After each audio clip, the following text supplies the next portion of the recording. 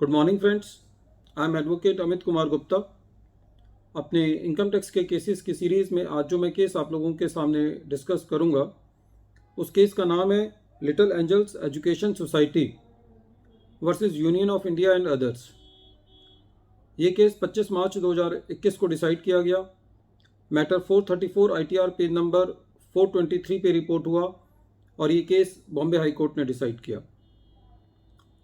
Section condonation of filing form 10B पर है। Assessee ने असेसमेंट ईयर 18-19 का अपना फॉर्म 10B जो कि एग्जम्पशन क्लेम करने के लिए ज़रूरी होता है वो 365 दिन के बाद फाइल किया था अपनी ड्यू डेट से। सेक्शन 119 सबसेक्शन 2 क्लॉज B में central board of direct taxes को ये पावर दी गई है कि वो असेसी के फॉर्म 10B को 365 दिन से ज़्यादा के लिए कंडोन कर सकता है। CIT एग्जम्पशन जो है वो अपनी एक 365 दिन तक CIT एग्जम्पशन जो है वो डिले को कंडोन कर सकता है, जो कि central board of direct taxes के एक जर्नल पावर जो है वो CIT एग्जम्पशन को दी हुई है। लेकिन यदि 365 दिन से ज़्यादा की कंडोनेशन करनी है तो central board of direct taxes के पास हमको अपनी एप्लीकेशन लगानी होती है।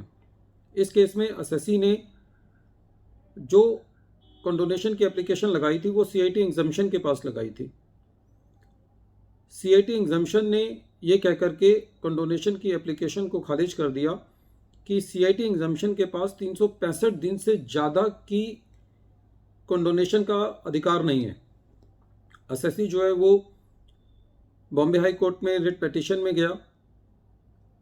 बॉम्बे हाई कोर्ट ने सारे मैटर का अध्ययन करते हुए देखा कि CIT एग्जम्पशन ने कोई अपने ऑर्डर में गलती नहीं की है, क्योंकि CIT एग्जम्पशन के पास खाली 365 दिन तक कंडोन करने की पावर है।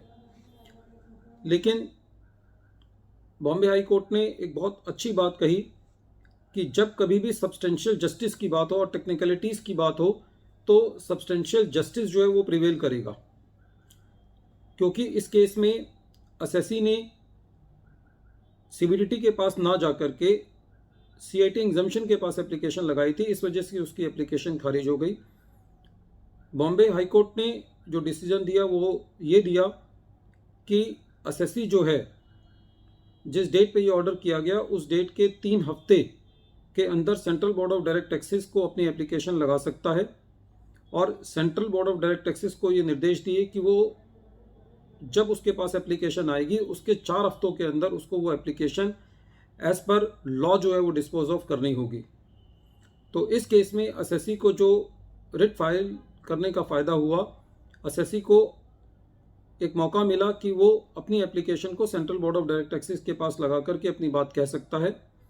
और बॉम्बे हाई कोर्ट ने ये कहा कि जिस डेट पे बॉम्बे हाई कोर्ट अपना ऑर्डर दे रही है उसके 3 हफ्तों के अंदर असेसी जो है वो CBDT में अपनी कंडोनेशन की एप्लीकेशन लगा सकता है, और central board of direct taxes को ये निर्देश दिए कि वो 4 हफ्तों के अंदर जब उसको एप्लीकेशन रिसीव होती है उसके अंदर एप्लीकेशन को एज पर लॉ जो है वो डिस्पोज ऑफ करे। फ्रेंड्स, बहुत ही इंपॉर्टेंट केस है।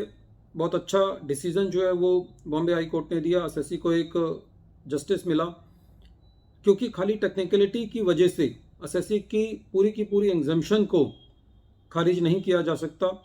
कई बार गलती से भी ऑडिट रिपोर्ट फाइल होनी रह जाती है। इतने सारे कंप्लाइंसेस असेसी को करने होते हैं, इतना हार्श प्रोविज़न है कि यदि ऑडिट रिपोर्ट फाइल नहीं करी तो असेसी को एग्जम्पशन नहीं मिलेगी। तो यदि असेसी अपना genuine cause of delay explain करने में कामयाब हो जाता है तो उसकी एप्लीकेशन को कंसीडर किया जाना चाहिए। खाली असेसी ने सही जगह नॉक नहीं किया, CBDT के बजाय CIT एग्जम्पशन में नॉक किया, इस वजह से उसकी एग्जम्पशन को नहीं डिनाई किया जा सकता। फ्रेंड्स, जब कभी भी इस तरीके के जजमेंट कोर्ट से आते हैं तो असेसी के लिए एक बहुत राहत की बात होती है, और हमें इस केस से ये भी एक सीखने को मिलता है कि जब कभी भी हम अपने एप्लीकेशन लगाएं तो हमें ये पता रहना चाहिए कि हमारी एप्लीकेशन जो है वो कहाँ पे मेंटेनेबल है, क्योंकि ज़रा से नज़रअंदाज होने से भी असेसी का काफ़ी टाइम जो है वो लिटिगेशन में जाहिर हो जाता है, क्योंकि सीआईटी एग्जम्पशन के पास भी जब एप्लीकेशन लगाई होगी उन्होंने भी अपना टाइम लिया होगा, और central board of direct taxes में भी जब एसएससी एप्लीकेशन लगाएगा तो उसको टाइम लगता है। यहाँ तो क्योंकि कोर्ट ने टाइम स्पेसिफाई कर दिया, ये एसएससी के लिए एक बहुत बड़ी बात रही कि एसएससी को जो है वो काफ़ी लंबे समय तक अपनी कंडोनेशन की एप्लीकेशन के लिए वेट नहीं करना पड़ेगा।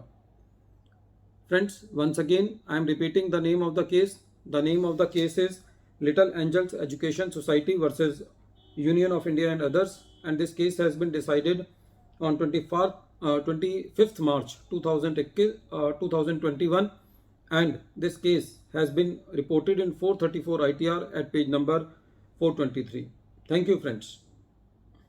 Thank you.